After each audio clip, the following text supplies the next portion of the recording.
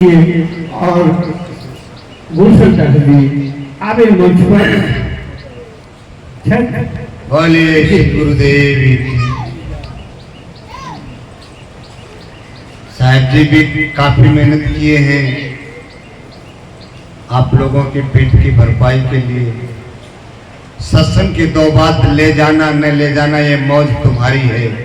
कम से कम यहाँ बैठ कर के भोजन पाए हो उसकी तो जयकारा लगा दो कितना पाए हो। बोलिए सतगुरुदेव बोलिए भैया सरकार सत्संग का लाभ ना लेने वालों की क्या बात है। बाप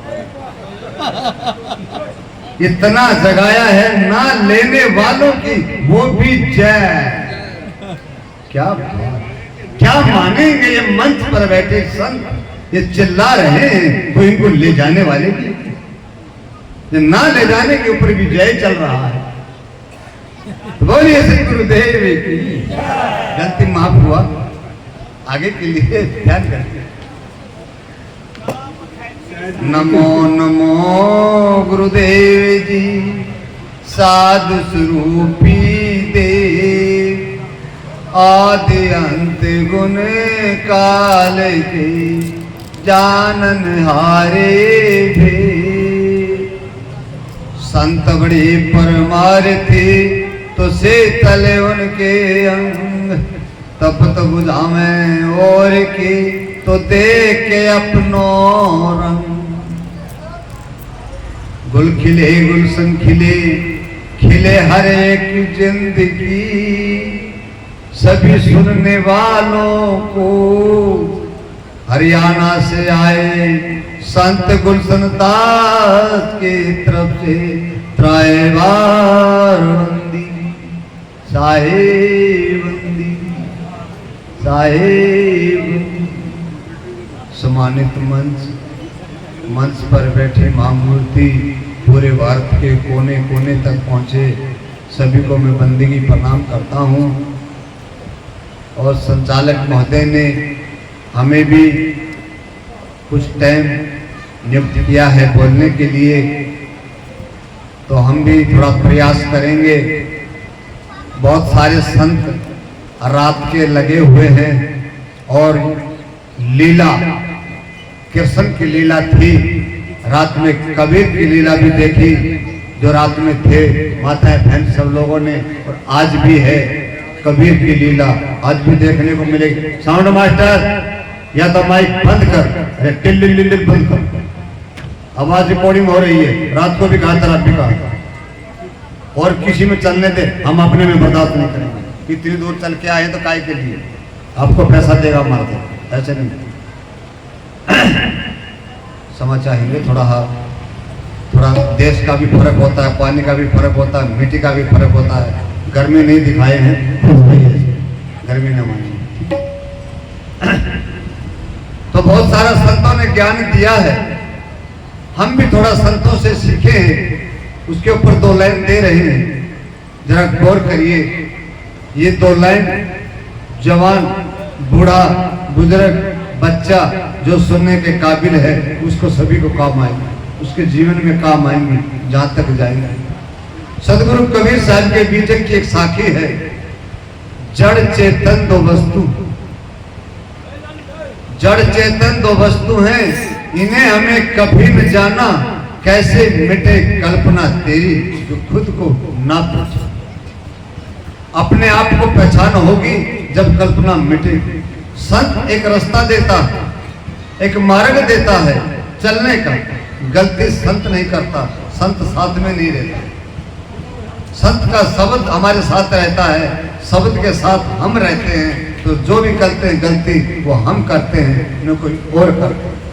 जड़ और चेतन दो वस्तु बताया है। जड़ का संबंध है चेतन से और चेतन का संबंध है जड़ से। जैसे कि मंच पर बैठे ये संत जड़ भी है इनमें और चेतन भी। आप मेरे सामने बैठे हैं आप में भी जड़ भी है और चेतन भी है दोनों का संबंध।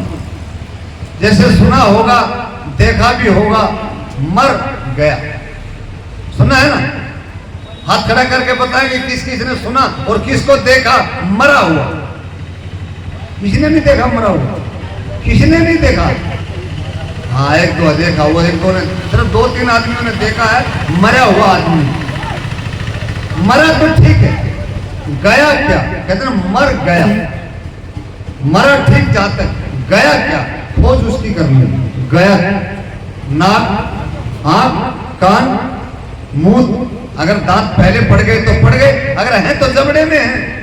बाकी जितना शरीर में जो अंग है सारा यूं का यूं तैयार पड़ा, तो गया, मरा कुछ नहीं। और जिसको कहते हैं वो न जन्मता है और न मरता, तो उसका जन्म मृत्यु तो होता नहीं, तो बनता ये शरीर है वो चेतन के माध्यम से, जिसका नाम जीव भी रखा है। जड़ चेतन के बाद में उसको चेतन को जीव भी कहा जाता है।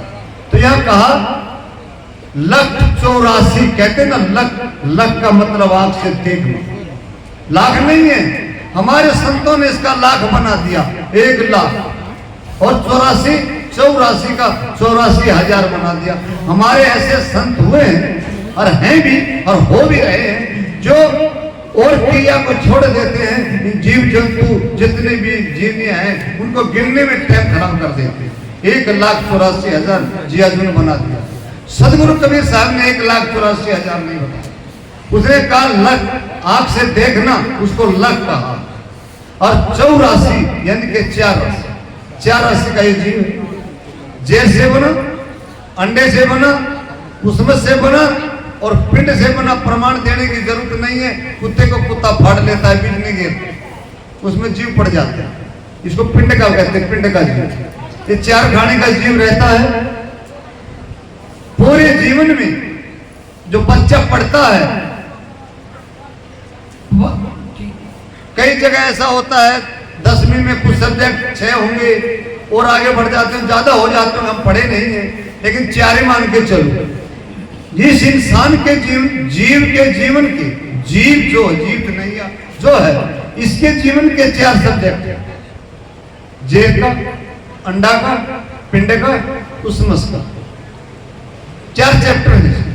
इस 4 चैप्टर में पूरे जीवन में जहां ज्यादा भास करता है, जहां अपनी क्रिया करता है, जहां अपना रंग रूप बनाता है, शरीर यहां से छूटेगा और वहां प्रवेश करेगा। यहां से ये शरीर छूटेगा, वहां जाकर 84 में कहीं ना कहीं प्रवेश करेगा। यह सत्य बात है, कोई इसमें मिलावट नहीं है, सच्चाई है। सदगुरु कबीर साहब ने कहा जीव का 3 काल में नाश नहीं। क्यों? ये जीव न तो जन्मता है और न मरता, सरकता है।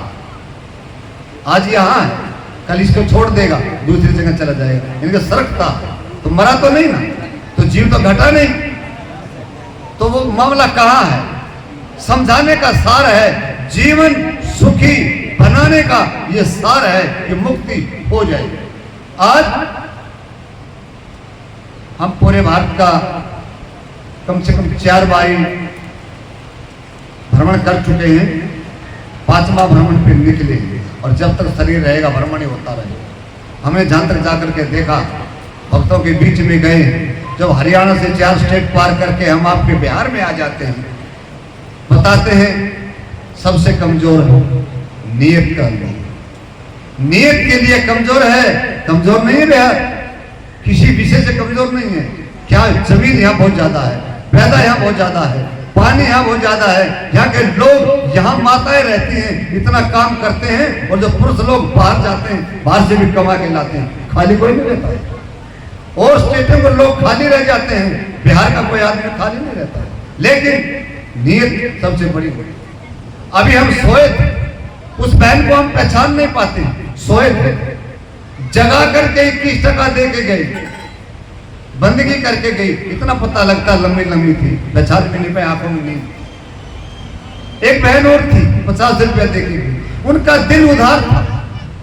जो संतों के पास आए कुछ न कुछ करके जाएं, इस मेले में आते हैं जो संतों को कुछ नहीं कर पाते, तो क्या लेके जाओगे? कहते हो दया दृष्टि करना, संत को पूजा न दे पाओगे, कुछ न कुछ तनी मनी न कर पाओगे, तो दया दृष्टि इस बात के लेके जाओगे। संतों का सम्मान भी करना चाहिए, मान भी रखना चाहिए। और मैं बताना चाहता था कि मैं जा जा करके जगह जगह पर देखा, गुरु मनाया जाता, माना नहीं जाता। गुरु मनाया जाता है, माना नहीं जाता।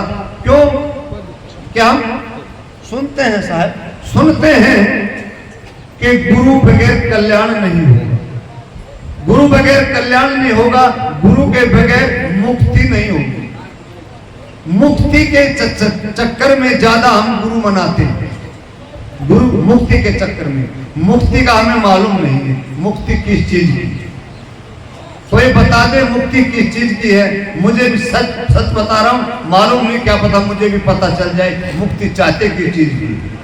क्या इस देश में आपका जब चाहे जो चीज बनाकर खा सकते हो, जब जी चाहे वो कपड़ा बनाकर पहन सकते हो, जब जी चाहे मोटर में, बस में, गाड़ी में, घोड़ा में, मोटरसाइकिल पे बैठ के चल सकते हो। जब इस देश में तुम सुखी नहीं हो, उस देश का आपने देखा भी नहीं, किसी ने देखा ही नहीं आज तक। मैं देश की तुम बात करते हो, जाके मतलब सरल कहते हो कि बिन देखे मैं देश की बात कहते हैं, पूर आप ही खारी खाते हैं, बेइज्जत फिरत कब। मुक्ति का कोई चक्कर नहीं, मुक्ति हो सकती है, किस चीज की हो सकती है मुझे बताए। मेरे पास 4 गोलियां मुक्ति की, अभी दे दूंगा निकाल कर। किसको किस चीज की मुक्ति चाहिए मुझे पता तो चले, इस बहन को, इस भैया को, इस बाबा को इस चीज की मुक्ति चाहिए। किसी के पास पसंद नहीं रहेगा, और बाकी पूछेंगे बाबा बहुत दुखी हैं, ये तो अक्सर बातें आ जाती हैं, बाबा हमारा बेटा सही नहीं है, बाबा हमारी पत्नी सही नहीं है। कोई माता कहती है बाबा हमारा पति सही नहीं है। कोई नहीं बचा है, पत्नी भी आ गई है, पति भी आ गया है, बेटा भी आ गया है, बेटे की बहू भी आ गई है, बेटे भी आ गई है। जगह जगह पर मिले हैं कि हम दुखी हैं, सुखी कोई नहीं है। खासकर बड़ी बात तो ये है, ये मंच पर बैठी मूर्तियां, ये भी हवा में झूल रही हैं, ये भी दुखी। इनका अपना दुख नहीं तो तुम्हारे पास चले जाते हैं, तो तुम्हारा दुख सुन करके कम से कम रात भर 2 रात रहते हैं, तो कम से कम आपका दुख तो निवारते हैं। सुनते हैं तो दुखी तो ये भी, सुख का खजाना इनके पास भी। हाँ, इनकी जुक्ति ले जाओगे आप सुखी हो जाओगे। मुक्ति बता रहा हूं, सुन लो। अगर कोई आदमी नशा करता है, बीड़ी पीता है, बीड़ी की मुक्ति मिल सकती है। बीड़ी की मुक्ति आपकी मौज है, छोड़ना चाहे तो छोड़ सकते हो। अगर कोई शराब पीता है, शराब की मुक्ति मिलती है, ये भी मौज आपको, नहीं कि गुरु जी की मुक्ति। आप चाहे तो अपना खाना भी छोड़ सकते हैं, ये मौज तुम्हारी है, ये उसकी मुक्ति। और चाहे कि जन्म मरण से मुक्ति नहीं हो सकती।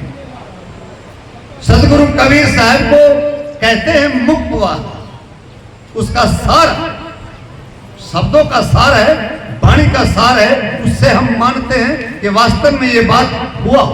क्यों? एक चादर गाती, खासकर मंच पर जितने संत बैठे हैं, जे तो उस चीज को नहीं मानते हैं। लहर तारा, खरसिया, दामाखेड़ा से ये तो कई जगह कबीर के बच्चे भी पैदा कर देते हैं, शादी भी कर देते हैं, कहीं कहीं कुछ कर देते हैं। हम पारक सिद्धांत से हैं, हमारा थोड़ा मसाला अलग रहता है, तो हम उसके हिसाब से बता दे रहे हैं।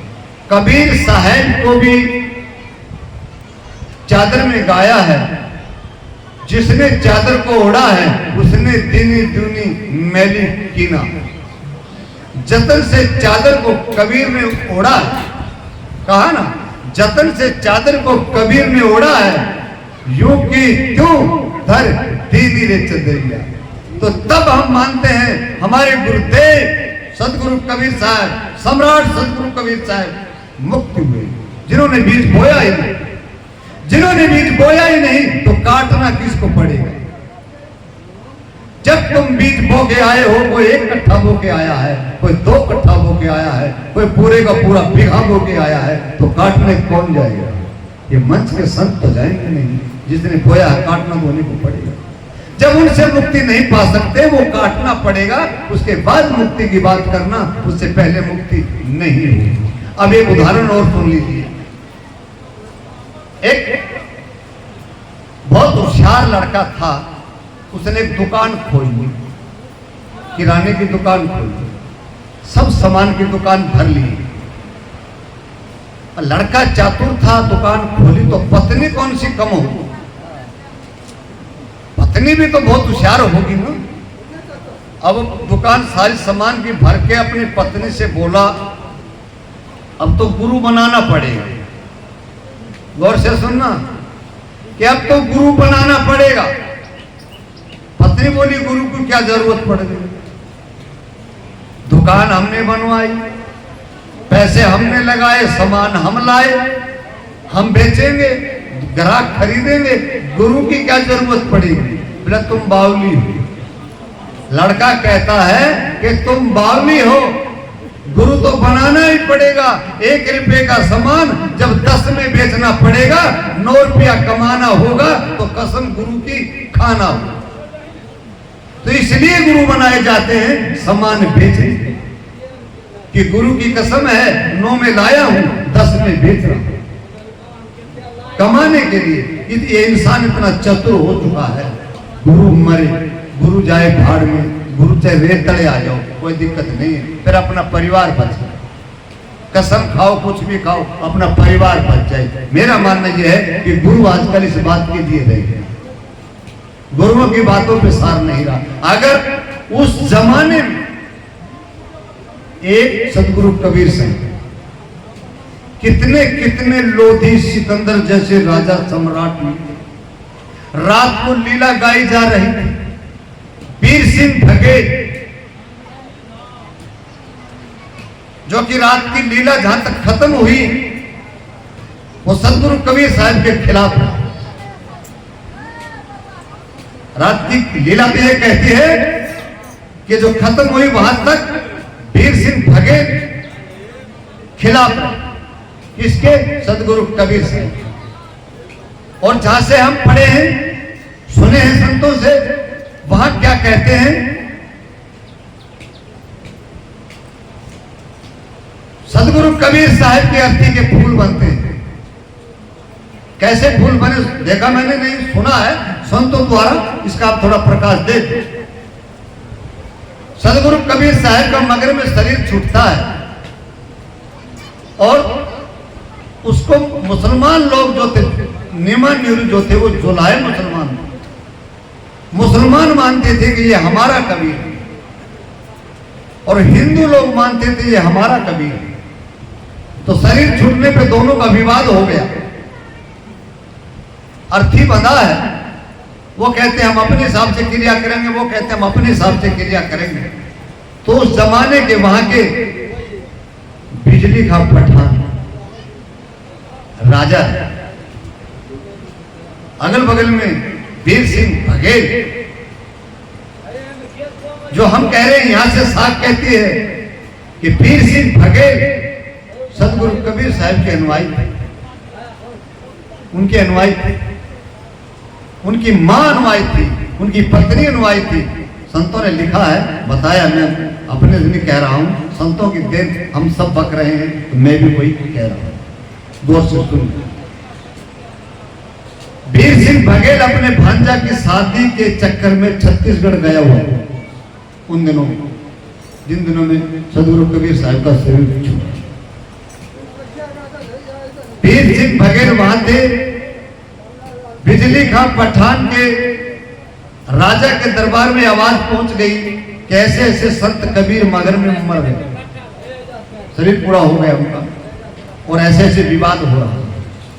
उस सब को दरबार में मंगा लिया गया, दरबार में रख दिया गया, और सबको वीर सिंह बघेल का इंतजार नहीं किया। बिजली का पठान ने फैसला दे दिया कि जाइए, सुबह दरबार लगेगा और इसको खोला जाएगा, तब इसका जो फैसला होगा 4 आदमी देंगे, वैसा इसका फैसला दे दिया जाएगा। एक कमरा में रखवा दिया और ताला लगवा दिया। अब लोग चले गए। अब मोदी जी आज कुछ कहे तो, जो पिछले दिनों लोग थाली बजा रहे थे, बगैर दिवाली के दीपक जला रहे थे, तो क्यों? हमारा देश का प्रधानमंत्री करवा रहा है, तो हमें तो करना पड़ेगा। तो वो भी राजा था, सबको रखवा लिया। कहते हैं, कथन कहता है, सदगुरु कबीर साहब का शरीर निकाल लिए और वहां फूल भर दिए। संतों का कथन है, अच्छे बुद्धिमानों का, अपना नहीं, बुद्धिमान संतों का, एक लड़ाई झगड़ा मेट ना हो। जो शरीर तो पूरा हो ही गया, उसको जलाओ या गाड़ो, एक बीमारी मेट ना हो। विवाद को मेटने के लिए इस क्रिया को किया गया कि साहेब के शरीर को निकाल लिया और वह फूल भर गया। जब सवेरे खोला गया तो फूल दिखाई दिए, तो तभी खरसिया लहर दामा कड़ा वाले बोलते हैं, साहेब के मृत्यु समय में फूल बन गए। वो फूल यूं बने, तो उन लोगों को, मुसलमानों को एक चदरा और आधे फूल दे दिए थे, और हिंदू लोगों को आधे फूल और एक चदरा उनको दे देगा। बीच में सिर्फ एक पाइप आता है, इतनी जगह है बीच को पाइप की दीवार। इस साइड में उनकी वो मजार है, इस साइड में समाधि। समाधि पर फूल है। समाधि के अंदर आज बहुत सारी जमीन है, हजारों आदमी भोजन कर सकते हैं। और जो मजार जो बनी है वो जैसी थी वर्षों पहले आज भी वैसी है। एक कट्टा वो सफेदी का लगता होगा, बाकी दुकान बना के चले हैं। बाकी हमारी सत्य के जो फूल लगे आज वो कामयाब है, हजारों आदमियों का भोजन बनता है। कितने खाइए, कितने लोग रहिए, हमारी जगह मतलब मजबूत। हमारे गुरु जी का नाम चल के बड़ा पूरा प्रफुल्ल हुआ है। यहाँ तक इतना काम चला सदगुरु कबीर साहब का। साहब जी कुछ और टाइम बढ़ेगा या घटाया जाएगा? 5 मिनट। अच्छा बाबा जी, माता जी, अभी हम पैसे बांटने वाले हैं, लाइन में बैठ जाइए। हटेगा नहीं तो हरियाणा का शरीर थोड़ा हंसी मस्ती कर लेता है। तो मैं थोड़ी सी बात और बढ़ा देता हूं, उधर से 5 मिनट मिली हैं। एक छोटा चुटकुले के रूप में बड़ी ज्ञानवान कहानी है, छोटी सी है, 5 मिनट में शायद निपट जाएगी, सुन लीजिए। कुछ बुजुर्ग माताएं ऐसी बैठी हैं यहाँ, उनकी जब शादी होती थी उसको ब्याह बोलते थे, संस्कारी ब्याह। जहाँ ब्याह समझते हो, हमारे हरियाणा राजस्थान में ब्याह बोलते हैं, यहाँ क्या बोलते हैं? बच्चे की शादी करना, ब्याह। अब शादी बाद में हुआ साहब, पहले ब्याह रहा। ब्याह रहा जब तक संस्कार रहा। ब्याह जब एक दूसरे से मिलजुल के करते थे, जब संस्कार होते थे। वो बेटी जिस घर की थी दूसरे घर में जाती थी, वो संस्कार लेके जाती थी। आज भी शायद ये कोई पुरानी माता बेटी है, अगर इनका कोई देवर बैठा है तो शायद कुछ भी भली अच्छी कह देगा, ये बोलेंगे नहीं, सुन लेंगे। इनमें आज भी समता है, ये प्रमाण है, इनमें आज भी समता है। और इनके बाद की जो बहू आई है, जिसको शादी कहा जाता है, वो थोड़ा दहेज लेके आई थी, थोड़ा दहेज लेके आई थी, थोड़ा ही हुआ था। तो दहेज के बलबूते पे ससुर को, सासू को, ननद को, जो भी घर में था सबको मतलब ऐंठ के रखा था, हुकूमत किया था। जब वो बहू बन के आई थी, बहू रानी, शादी में बहू रानी हो, उसके बाद लव मैरिज हुआ। हमारे भारत की प्रधानमंत्री इंदिरा गांधी रही, उसने भी लव मैरिज किया था। तो उसका तो लव मैरिज चल गया था, लोगों ने दिखाने के लिए लव मैरिज था, लव मैरिज नहीं था, उनका अरेंज मैरिज। अब ये चला नहीं ज्यादातर, अब आया है अरेंज मैरिज। सुनने ना, अरेंज मैरिज। लड़का लड़की वाले इतने सियाने होते हैं कि आजकल लड़की पढ़ने जाती है, लड़का पढ़ने जाता है, वो गारंटी नहीं है वापस घर में आता है। आज जिसके बेटा बेटी है, सब लोग दुखी हैं इस चीज से, कह भी नहीं सकते और फंसे सब बैठे, और बच्चे मानते भी नहीं, संस्कार नहीं रहे। बच्चा थोड़ा सा पढ़ने लायक हुआ, स्कूल में भेज दिया, थोड़ा सा और सियाना हुआ, उसको ट्यूशन पे भेज दिया। माँ बाप का प्रेम ही नहीं है। थोड़ा सा टाइम बचा तो थोड़ा खेला कूदा और नहाया धोया, रोटी खाई, सो गया। सुबह उठ के नहाया धोया, टिफिन उठाया, स्कूल चला गया। माँ बाप का प्यार नहीं मिला तो संस्कार नहीं रहे। संस्कार कहाँ हुए? स्कूल और कॉलेज में। आज के बच्चों के संस्कार स्कूल और कॉलेज में, उसी के हिसाब से बच्चे अपनी सेटिंग करते हैं। माँ बाप का चाहे दिन में सिर कटो, चाहे बर्बादी हो जाओ, जगह जगह पर ये बात सामने आती है। तो ऐसा एक अरेंज मैरिज हुआ। अरेंज मैरिज हुआ तो शादी तो बनी गई, मान लिया जाए दुल्हन बन के घर आई। यह हंसी की बात और हकीकत भी है आज के टाइम की। उस जमाने में भी सोचते थे कि हम फोटो बना ले, हमारी यादगार रहे कि हमारी शादी हुई थी, हम ऐसे। और आज तो मोबाइल बन गए, तुरंत काम कर देते हैं, 5 मिनट में फोटो भी बन जाता है और व्हाट्सएप पे कहीं पे फेसबुक पे चला जाता है, हजारों लाखों लोग उसको देख भी जाते हैं 5 मिनट में, ऐसा काम हो गया। तो ऐसा लड़के ने चाहा कि मैं अपने दुल्हन का फोटो ले लूं। लड़के ने चाहा फोटो लेना, घूंघट की तरफ हाथ बढ़ाया तो लड़की ने हाथ पकड़ लिया। कृपया माफ कीजिए, सुनिए गौर से, कृपया माफ कीजिए, अगर हमारा घूंघट को उठाना है तो एक दबा दीजिए। लड़का घबरा, शादी करके लाए हैं, ये मामला क्या है एक दबाने वाला। वो लड़की कहीं केयर वाली जगह पर काम करती थी। अब मेरे से बात करनी है तो 2 दबाइए, मेरा हाथ पकड़ना है तो 3 दबाइए। लड़के ने हिम्मत करके कहा, श्रीमती जी आपसे पिंड छुड़ाने के लिए क्या दबाना? तो लड़की का जवाब सुनिए, कृपया माफ कीजिए, ये सेवा एक्टिवेट। आप बजाएंगे तो दूसरे भी बजाएंगे, उनको समझ में आएगी, वरना समझ में नहीं आएगी। कृपया ये सेवा एक्टिवेट नहीं है। अगर इस सेवा का लाभ लेना है तो कृपया अपने मोबाइल से 10 लाख का रिचार्ज करें। समझे कि आज किसी की शादी हो जाती है, कोई बचती है ना, अगले 2 महीने के अंदर डिवोर्स के कागज लग जाते हैं। आम आदमी, आम गांव के अंदर 2-4 तो ऐसे केस मिल ही जाएंगे, 2-4 केस तो ऐसे मिल जाएंगे। और यही हालात रही। ये संत जो मंच पर बैठ के चिल्लाते हैं, अगर 2 बात भी किसी संत की, 2 लाइन भी अगर कोई पकड़ के ले गया, मैं वादा करता हूं सतगुरु कबीर साहब की साखी, एक ही साखी जीवन को संवार देती है। एक ही साखी, कोई भी साखी उठा लीजिए, जीवन को संवार देती। सत्संग के मंच पर बैठे संत की कोई 2 बात किसी ने पकड़ लिया तो मैं गारंटी देता हूं उसका जीवन सुलझ सकता है, ना उलझन को कोई रोक सकता ही नहीं। तो आज जिसको बेटा बेटी घर में मैं कहना क्या चाह रहा हूं, उस बात पर फोकस करिए।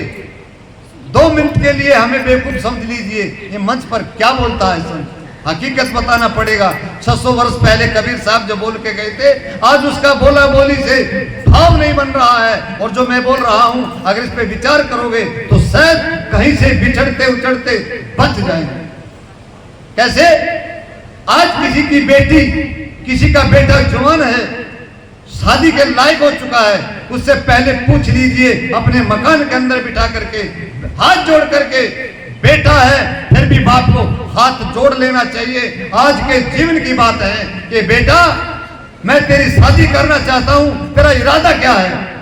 अगर बेटा कहे पिताजी डरते किस बात के हो, जहां मर्जी है रिश्ता करिए, तो आप कदम बढ़ा करके रिश्ता कर लीजिए। अगर बेटे को यह कह दिया अभी क्या जरूरत है, रिश्ता मत कर दीजिए, उस बच्चे का रिश्ता मत कर दीजिए, वो बच्चा टच है। अगर आपने कोई कदम उठा दिया आपको नीचा दिखा देगा समाज में। आज की जनरेशन के ये हालात है। और खास बड़ी बात है कि पुलिस स्टाफ आ चुका है, इनके पास तकरीबन यही केस आते हैं, तकरीबन यही केस आते हैं। कोई लड़का भाग गया, कोई लड़की भाग गई, और केसे नहीं बचे आज के, यही बचे। तो मैं एक संदेश देना चाह रहा था मेरे भाई बहन बुजुर्ग नौजवान साथी, कोई दादा है, कोई दादी, कोई माँ है, कोई मामी, कोई मौसी, सभी को अपने बच्चों को इस रास्ते में जोड़ने के लिए एक बारी जरा उनसे ध्यान लेकर के ये क्रिया करिए, ताकि आप भी जचे जचाए रह जाएं समाज के अंदर। ना कोई कदम उठा दिया, बच्चे पता नहीं चलने देते हैं कब कहां चले गए, और लोग पीछे वाले उनको जीने नहीं देते, मरने पर मजबूर कर देते हैं। मैं अपनी वाणी को यही विराम देता हूं। एक सभी के पास एंड्रॉइड फोन है, ऐसे सत्संग सुनने के लिए, अच्छे संत महर्षियों को सुनने के लिए भारतीय संतों को सुनने के लिए और यहाँ का प्रोग्राम पूरा देखने के लिए हमारा एक चैनल है गुलशन संत कबीर। गुलशन संत कबीर के नाम से मेरा चैनल है, सब्सक्राइब कर लीजिए। हर रोज सुबह 6 बजे और शाम को 3 बजे वीडियो नेट पर आ जाती है, देखने को मिलेगी। अच्छी अच्छी वीडियो मिलेगी जो कि कुछ अंदर का मलिनता दूर करेगी, कुछ फूल की तरह खुशबू करेगी, यानी कि हल्का करेगी। संतों के वचन सुनने से आदमी हल्का हो जाता है, वजन घटता है, क्रोध का घटता है, पाप का घटता है। और सदगुरु कबीर साहब की कोई भी वाणी ऐसी नहीं है जो किसी को विचलित कर देगी, बहुत कुछ कर देगी अगर कोई दो संत की बात पकड़ लिया किसी ने। बोलिए सतगुरुदेव की। कहीं से मेरी वाणी किसी को उल्ट पुल्ट लगा हो यही छोड़ देना, लेके मत जाना। अगर किसी को अच्छी लगे हो तो उठा ले जाना, आपके जीवन में काम आएगी। बोलिए जीवन में पकड़ लेना। साहब बहुत सुंदर।